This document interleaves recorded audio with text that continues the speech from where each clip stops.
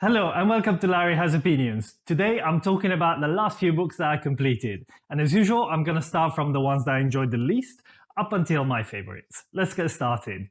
The first book I'm going to mention is Never by Ken Follett. This is a geopolitical thriller where we follow a relatively large cast of characters who are based in several different countries across the globe.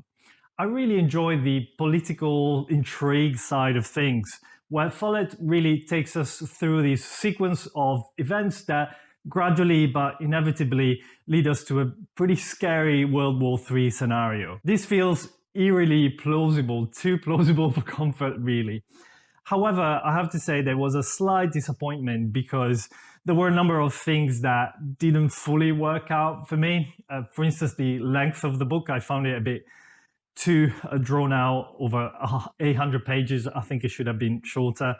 I also found there was a bit too much romance for my taste, and also several of these threads that these pretty expansive plots follows, they don't really come together too satisfyingly at the end. So even though I enjoyed it overall, I was slightly disappointed, especially as someone who tends to quite like Ken Follett's books. So I rated this 7 out of 10. Moving on to The Mirror and the Light, which is the third and last book in the Thomas Cromwell trilogy by Hilary Mantel. This follows the events between the downfall of Anne Boleyn and the death of Thomas Cromwell. Similarly to the previous books, I really enjoyed the story. I think the characters are always very, very well fleshed out and really fun almost to follow. The dialogue is very witty and it's just a very, very compelling trilogy if you're interested in that period of history.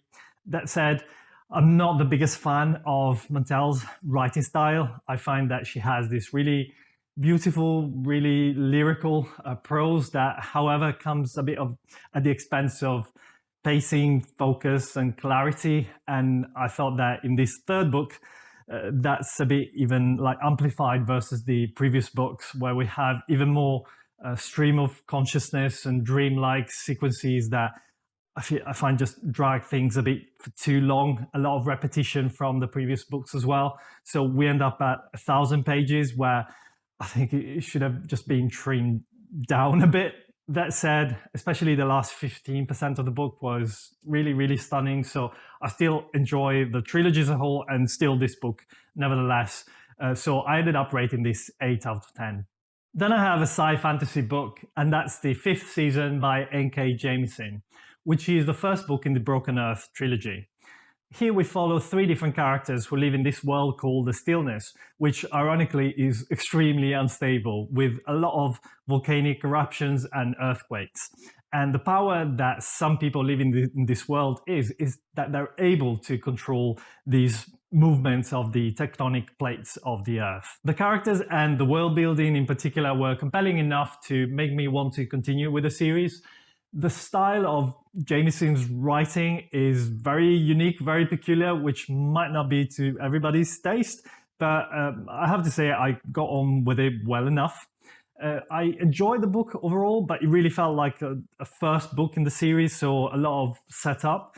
A really solid read, but somewhat not as strong or amazing and mind-blowing as some of the rave reviews that I had previously read would have suggested. So I ended up rating this 8 out of 10 as well. Then I have a graphic novel, Dragman. And I'm not someone who reads a lot of graphic novels generally, but I picked this one up after I saw the author presenting at the Polari Prize in London. And this follows the story of this man who realizes he has superpowers whenever he dresses up as a woman. And even though the author makes it clear that the main character is not himself, and not just because of the fantastical elements, nevertheless, there's this autobiographical element to the story because the author identifies as a cross-dresser himself. So he spoke very openly about this feeling of freedom that he had whenever he was able to dress up in the way he felt the most comfortable. So the story also touches on the violence that a lot of people in the transgender, queer, cross-dresser community suffer from. And even though the story is more lighthearted, given this kind of superhero nature, it still touches on these really serious theme. So I found it really enjoyable, really sweet to read, but nevertheless with this really heavy theme and undertone underneath that made it a really, really good read. So I ended up rating this 8 out of 10 as well. Then I have Box Hill by Adam Miles Jones. And this is all set in the 70s, and it tells the story of this 18-year-old boy who one day on Box Hill, which is this place in England, literally stumbles into this older guy, and he's immediately bewitched, and they start a relationship that will last for many years. But this relationship is not your traditional partnership of equals, but it's a sub-dom relationship. So a relationship where one person is submissive to the other who's dominant. And so first of all, I have to say that I really, really appreciate the fact that he managed to tell this story in such a short book. This is the shortest book I read last year at less than 150 pages. So I always love when authors are able to kind of rein in their egos and manage to tell a very impactful story in such a short book. But what I really loved about this book is how nuanced it managed to be in fleshing out this really unusual for most people relationship. And that's really reflected in a lot of these very polarized reviews that you can read on Goodreads or other places, where you have some people just going, oh, this was a really sweet love story, and other people going, this was a horrible abusive relationship, and everything in between. And to me, whenever I see different people taking such different interpretations from the same story, it's usually a sign of great storytelling, and I think that's definitely the case here.